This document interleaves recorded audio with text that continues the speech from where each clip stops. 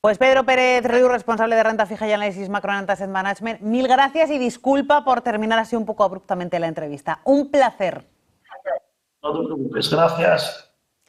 Pues nos vamos en directo a la reunión de ministros de Exteriores, reunión informal que se está celebrando en Varsovia, la capital polaca, porque acude el vicepresidente de Estados Unidos, Vance. También acaba de llegar el ministro de Asuntos Exteriores del Reino Unido, David Lammy. Esa es la señal que nos llega en directo. I'll not come up with a long introduction, and I just want to get us started. The first time you came to Munich, you were still a senator from Ohio. What I associate with Ohio is the Dayton Agreement, 30 years ago in 1995. I was at that time actually the German negotiator. So I actually lived in Dayton, Ohio for one entire month. So and why is this important? Because it was through U.S. intervention, that peace was brought about in Europe, in the Balkans at that time. So if I may, let me ask my first question about the U.S. and Europe.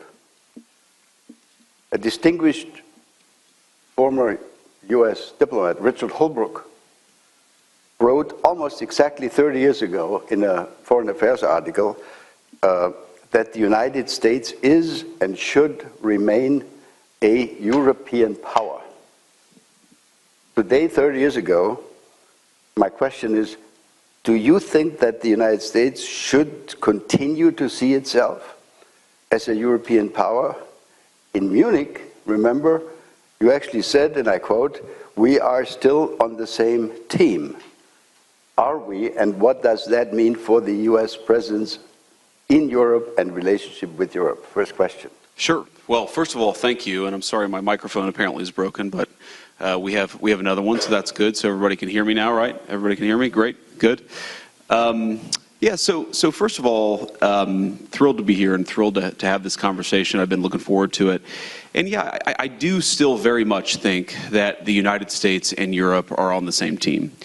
And I think that this is, sometimes I've been criticized as a hyper-realist, right? I think of foreign policy purely in terms of transactional values. What does the America get out of it? What do the rest of the world get out of it? And try to focus so purely on the transactional value of it that we ignore sometimes the humanitarian or the moral side of it.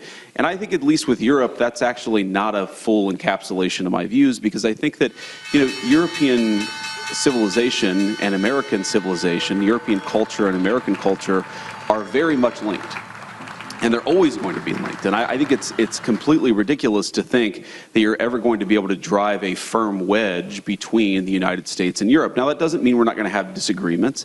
And of course, you brought up the speech earlier. It doesn't mean that Europeans won't criticize the United States or the United States won't criticize Europe. But I do think fundamentally we have to be, and we are, on the same civilizational team. And I think, obviously, there's a big question about what that means in the 21st century. I think, obviously, the president and I believe that it means a little bit more European burden sharing on the defense side. I think that it means that all of us, frankly, on both sides of the Atlantic have gotten a little bit too comfortable with the security posture of the last 20 years, and that, frankly, that security posture is not adequate to meet the challenges of the next 20 years. So there are a lot of ways in which this alliance will evolve and change, in the same way that the alliance evolved and changed from 1945 to 1975 and from 1975 to 2005. I do think that we're in one of these phases where we're going to have to rethink a lot of big questions, but I do think that we should rethink those big questions together. That is a fundamental belief of both me and the president. And, you mentioned this is my third time speaking with the Munich Security Conference Group. Obviously, the first couple of times were in Munich. And I always remember very fondly, of course, that the very first time it was as a United States Senator representing Ohio, and I'm glad you got to spend a month in Dayton. I love Dayton. It's kind of the closest big city, if you can call it a big city, to where I grew up. But on that first panel, I was on that panel, and also David Lammy, right, who at the time was a lowly member in opposition, and of course now is the great Foreign Secretary of the United Kingdom, and he and I have become good friends. So I still think that this European alliance is very important, but I think that for it to be important and for us to be real friends with each other, and I think that we are very much real friends, we've got to talk about the big questions, and I know that's an important part of what this entire group does, so I'm glad to be here. Great, thank you so much. And I think the message has arrived in Europe that we need to carry a significantly larger share of the burden. As you know, we are all trying to spend more. Some are spending really a lot more. Others are lagging behind a little bit, but we're moving in the right direction, I think. Let me turn to a really concrete, urgent issue, Ukraine. The Trump administration, from what we have seen in the media, etc., seems to agree with most of us in Europe that, unfortunately, Russia does not seem to be really willing to end this military confrontation. If that's the assessment, if that's our collective assessment, could you talk a little bit about U.S. strategy going forward?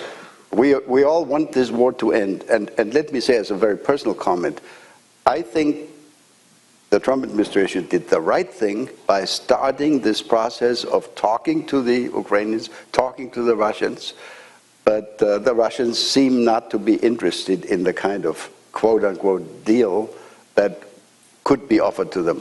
So talk to us a little bit about how you see the next steps. Yeah, so let me say a couple of things about this. First of all, I appreciate your kind words about the administration. Obviously, I think it was the right thing to do for us to start the process of negotiation.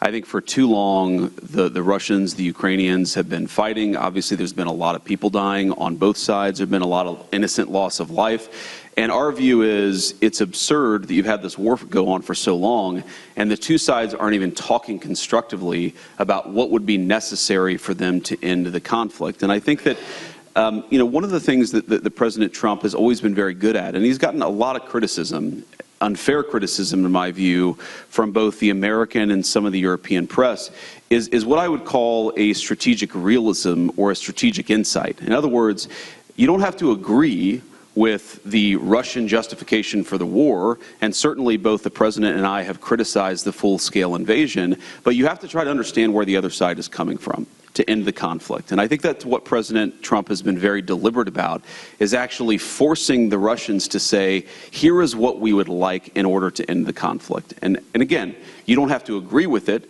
You can think that the request is too significant, and certainly the first peace offer that the Russians put on the table, our reaction to it was, you're asking for too much, but this is how negotiations unfold. And I wouldn't say, I'm not yet that pessimistic on this, I wouldn't say that the Russians are uninterested in bringing this thing to a resolution. What I would say is right now, the Russians are asking for a certain set of requirements, a certain set of concessions in order to end the conflict.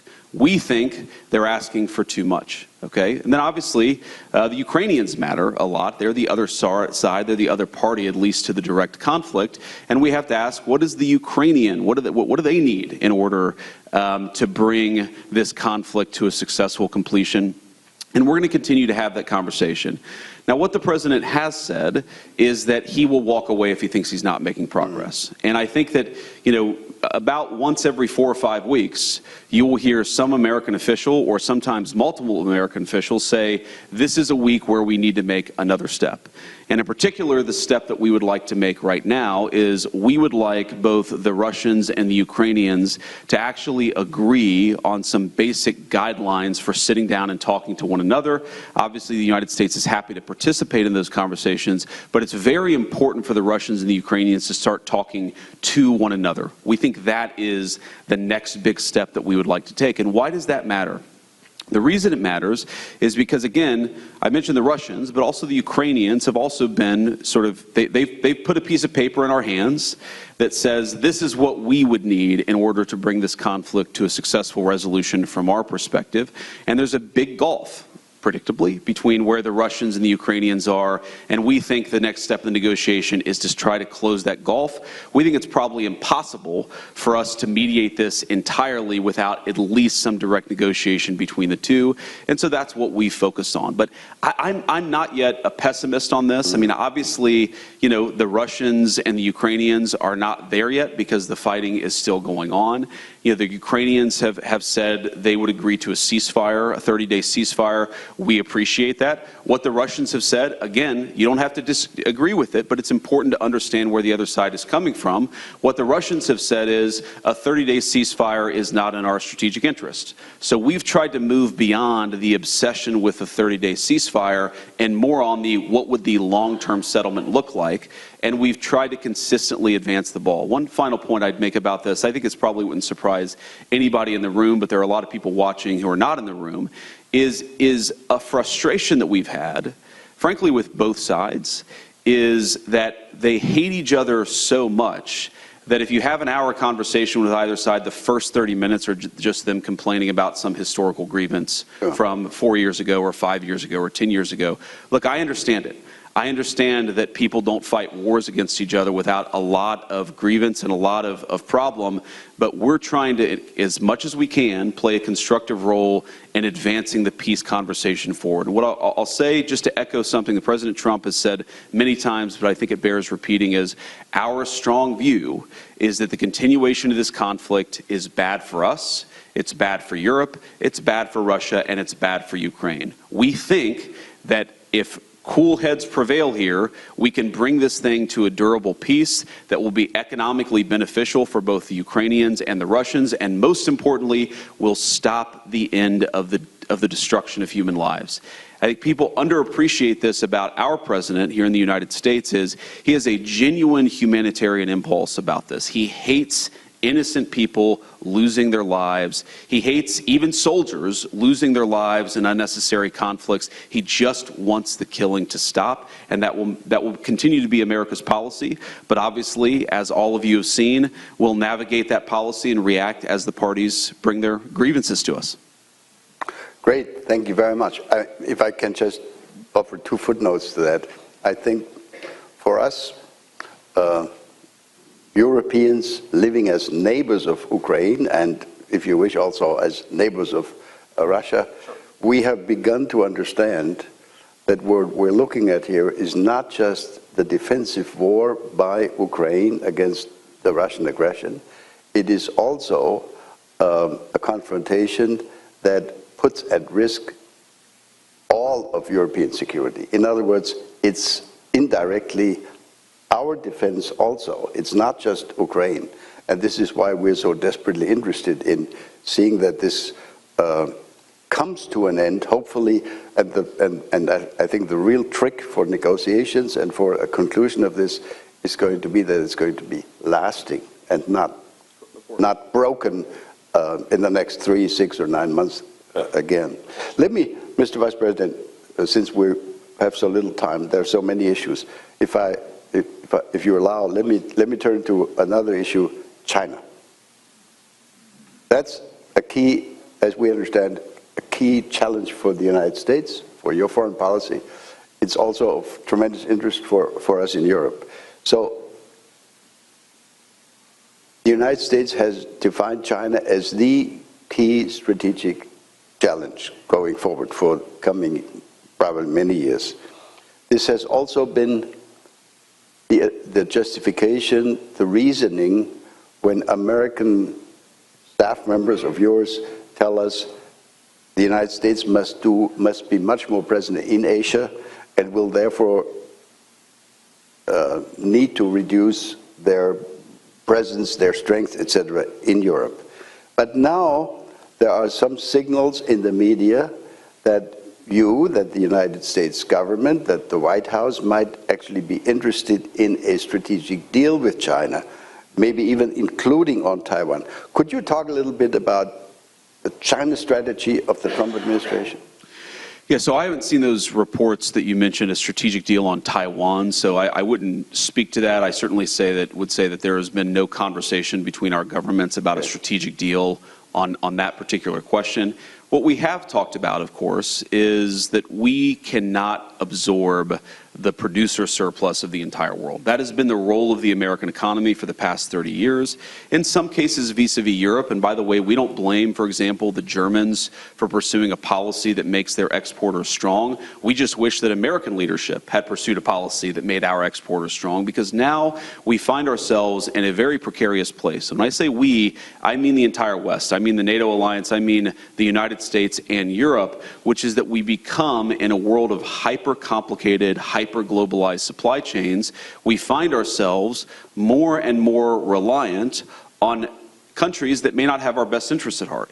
And even if they're halfway decent trading partners, it's still a little bit risky to put all of your eggs in one proverbial basket economically. And what the president has said is we must rebalance the global economy vis-a-vis China. We cannot absorb hundreds of billions of dollars, close to $1 trillion per year in annual surplus, most of it coming from the People's Republic of China. And what that's going to mean in the rebalancing is that we think that the PRC is going to have to, frankly, let their own population consume a little bit more. They've held consumption levels down in order to increase these massive exports. It means that American manufacturers are going to have to be treated more fairly in some of these global trade deals. It means we're going to have to cut some new trade deals with some of our friends in Europe, but also with some of our more adversarial nations. But that also, we have to be careful here, because while we want to rebalance global trade, and that has certainly been the explicit goal of our policy, we also want to make sure that we do this in the right way. And yes, you've seen media reports that the Chinese reached out to the United States. Of course, we're going to sit down and talk to them. I'm not going to divulge too many details or prejudge the negotiations, but we want to rebalance trade in the interests of American workers, in the interests of American manufacturers. That is our policy. We think that we can do that while preserving at least an open dialogue with the PRC and with a lot of other nations all over the world.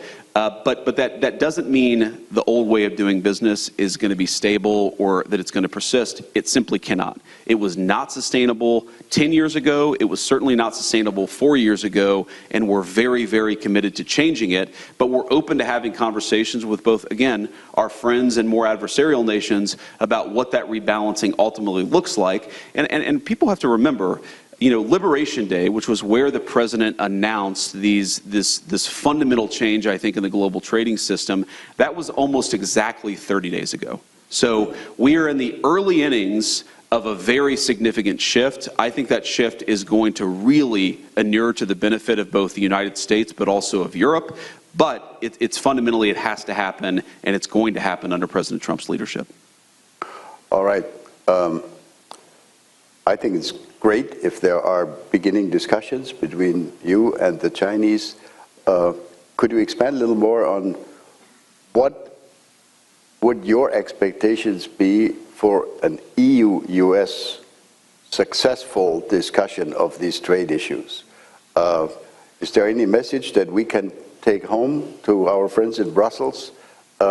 Because that's also, from our point of view, obviously a very urgent issue. Yeah, so to put it very simply, and we've obviously had great conversations with a lot of our European friends at the very senior levels between the president and heads of state, between me and officials in European governments, but also with trade representatives and also the very nitty-gritty technical details of a trade agreement. So these conversations are ongoing. But I'll throw a few general principles out there. I think the first is that, again, America wants its exporters and by implication its workers to be treated much more fairly. We want American markets, in the same way that American markets have been open to a lot of European goods, we'd like a lot of European markets to be open to American goods. Now there's an agriculture component to that, there's a value-added manufacturing component to that. We think that we have, in both the software but also the more harder technology side, we have some great defense technology firms where, on the one hand, we have our European friends saying we want to actually build up our defense, we want to do more burden sharing, but on the other hand, it seems like some of our European friends are less open for business if the people selling software and hardware are American firms.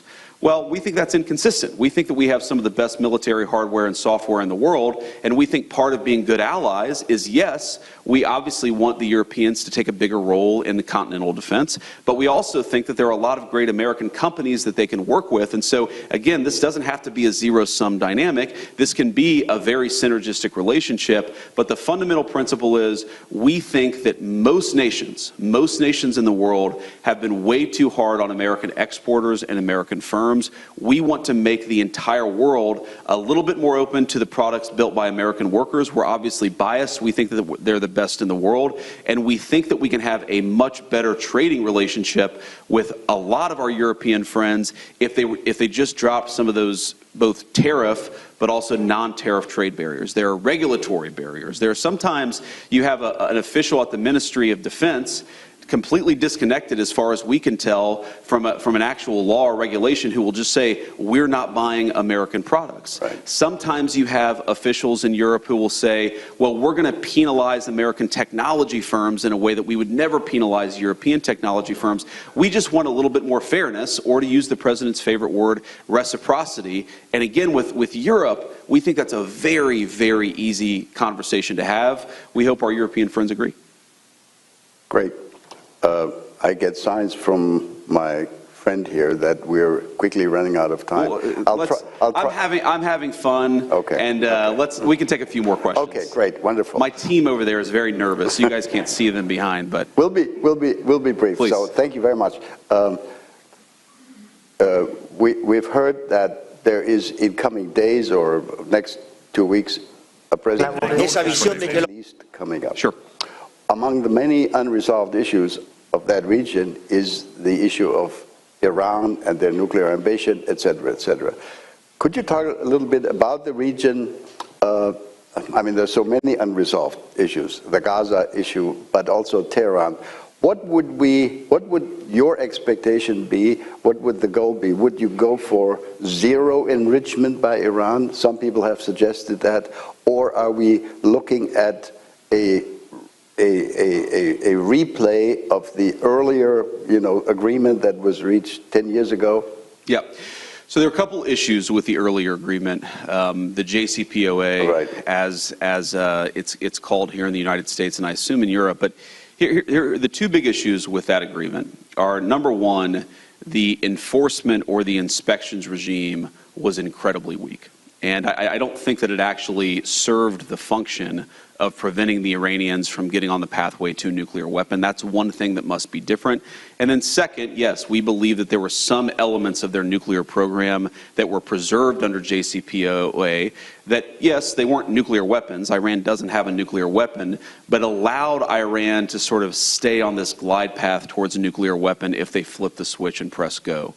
And we have to think about this not just in terms of Iran, which, again, the president has said this. We think that there is a deal here that would reintegrate Iran into the global economy, that would be really good for the Iranian people, but would result in the complete cessation of any chance that they could get a nuclear weapon. And that's what we're negotiating towards. And as the president has said, that's option A. And option B, if option A is very good for the Iranian people and even some of the folks, the leadership in Iran, option B is very bad. It's very bad for everybody, and it's not what we want, but it's better than option C, which is Iran getting a nuclear weapon. That is what is completely off the table for the American administration. No ifs, ands, or buts. Now, there are a couple of other things that are worth thinking about, because this is not just about Iran. If Iran gets a nuclear weapon, which country then next gets a nuclear weapon? And then when that country gets a nuclear weapon, which country after that? We really care not just about Iran, but about nuclear proliferation. And the president said this in an interview a few weeks ago. It's one of these things that in the maelstrom of the media, the signal and the noise, this was very much signal, but it got lost in the noise. The president hates nuclear proliferation. I hate nuclear proliferation. And I think that the president would be very open to sitting down with the Russians and the Chinese and saying, look, let's get this thing in a much better place. Let's reduce the number of nuclear weapons that are in the world writ large. That's obviously not a conversation for tomorrow. That's a conversation, God willing, for a few years from now. But there is no way you get to that conversation if you allow multiple regimes all over the world to basically enter this sprint for a nuclear weapon. And we really think that if the Iran domino falls, you're going to see nuclear proliferation all over the Middle East. That's very bad for us. It's very bad for our friends. And it's something that we don't think can happen. So, without prejudging the negotiations, I will say so far so good. We've been very happy by how the Iranians have responded to some of the points that we've made. We've been very happy that some of the intermediaries and some of the folks who are in the room, the role that they played, the Omanis in particular, have played a very positive role, and we're very grateful to that. So far, we're on the right pathway, but this is going to end somewhere. And it will end either in Iran eliminating their nuclear program, their nuclear weapons program. They can have civil nuclear power, okay? We don't mind that. But let me ask this basic question. Which regime in the world has civil nuclear power and enrichment without having a nuclear weapon? And the answer is no one. No one right now has a civil nuclear program with their entire enrichment infrastructure that can enrich to the 90+% needed to get to fissile material and a nuclear weapon. So our proposition is very simple. Yes, we don't care if people want nuclear power. We're fine with that. But you can't have the kind of enrichment program that allows you to get to a nuclear weapon, and that's where we draw the line. Great. I think most of us would totally agree with that. And especially, I think, speaking on behalf of a non-nuclear country, with the goal of maintaining the nuclear non-proliferation regime. Yes. That's very important. That allows me to turn to my next or last question on NATO, because most people don't understand that the fact that we've had NATO under U.S. leadership for the last 70 years, that has been an essential instrument of international non-proliferation. Yes. If we had not had the U.S. nuclear presence in Europe, I would be prepared to give you at least 2, 3, 4, 5 countries in Europe that would have gone nuclear if they had not had this reassurance. Sure. So NATO has played a big role in nuclear non-proliferation. In 6 weeks' time, we have a NATO summit coming up. And again, there are many issues. One will be the continuing issue of defense spending. As we mentioned earlier in our discussion, Europeans are doing more, but we've also listened to demands coming out of the administration that are even more ambitious. So could you talk a little bit about your level of expectation? What would be your desired outcome of that NATO summit in terms of defense spending, in terms of how much Europe will need to do on its own in order to relieve the United States more in Europe? Yeah, so I think there are a couple of different components to this. So first of all, what the president has said is he'd like to see 5% spending on defense in NATO. And he thinks that that is consistent with what our European friends are telling us about how much they fear some of the threats in the world. And, given, unfortunately, that a lot of European militaries have not kept pace over the past few decades, there's a bit of catching up to do. And so that is the goal that the president has set. Obviously, the European countries are going to make their own determinations, but that's what we think is a reasonable goal. But it's really not just about the spend itself. It's also how the money is spent. And it's, again, there's this fear that we have when we look at some of our European friends, and I made this point at the first Munich Security Conference I ever went to, that when I looked at Germany 10, 15, 20 years ago, one of the things that the Germans were very good about is that they had kept the industrial strength of their economy consistent with the first world standard of living.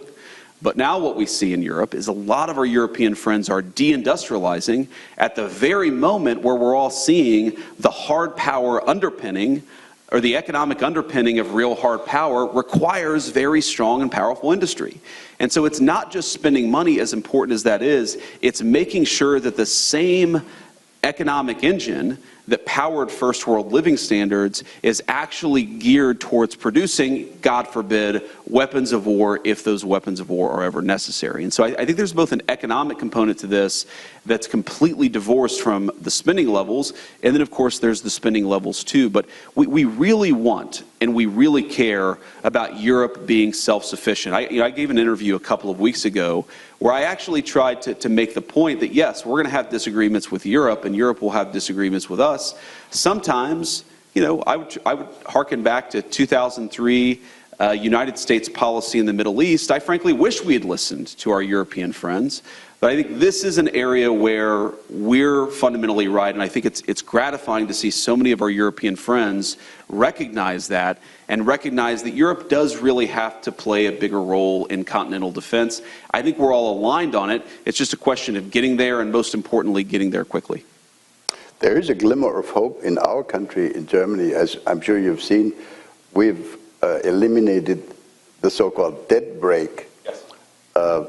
When it comes to defense spending. So there is now the opportunity for the incoming new government in Germany to spend significantly more. In other words, I think we're in good shape in terms of responding to what you have just said. Ladies and gentlemen, that brings us to the end of this wonderful discussion. I'm really grateful to you that you allowed this to be a Q&A session. Sure. We could continue this, I'm sure, for the rest of the morning, but I know you have other things coming up. May I simply conclude by saying that we hope very much, my team and I, that you will be willing and prepared to continue this young tradition that the United States at major Munich Security Conference events will be represented at your level. You are not the first Vice President of the United States who has come to the Munich Security Conference, but we are extremely grateful that you came in your new position. Please come again to Munich next year. Thank you very much, Mr. Vice President. Thank you.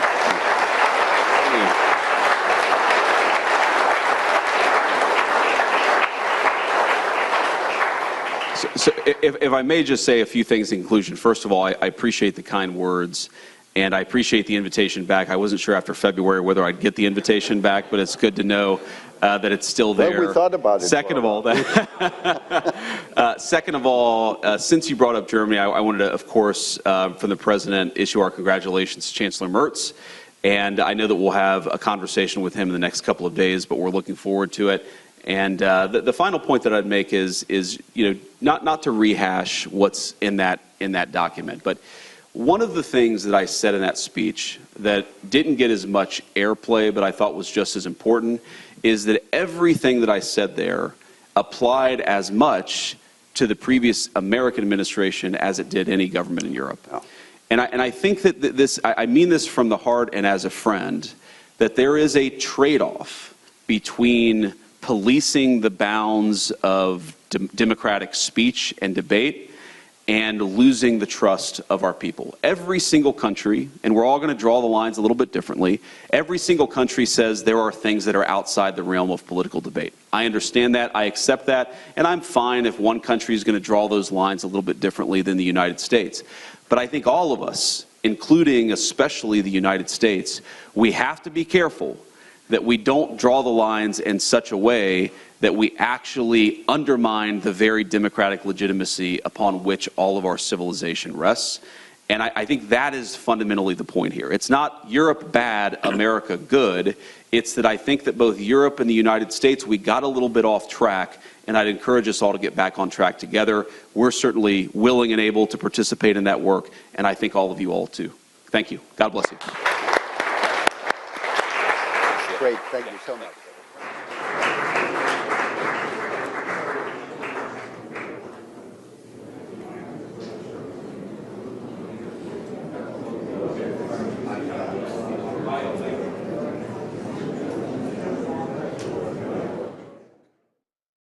Muy buenas tardes, bienvenidos un día más a Todo es Geopolítica, bienvenidos al programa en el que contamos, repasamos y analizamos todo lo que pasa en el tablero geopolítico, pendientes de Vance, el vicepresidente de los Estados Unidos, hablando sobre que Rusia pide demasiado, recula con las élites europeas, dice que Estados Unidos y Europa están en el mismo equipo, con el mundo pendiente de la tensión entre India y Pakistán, mirando también al desfile del Día de la Victoria el próximo 9 de mayo. Comenzamos Todo es Geopolítica.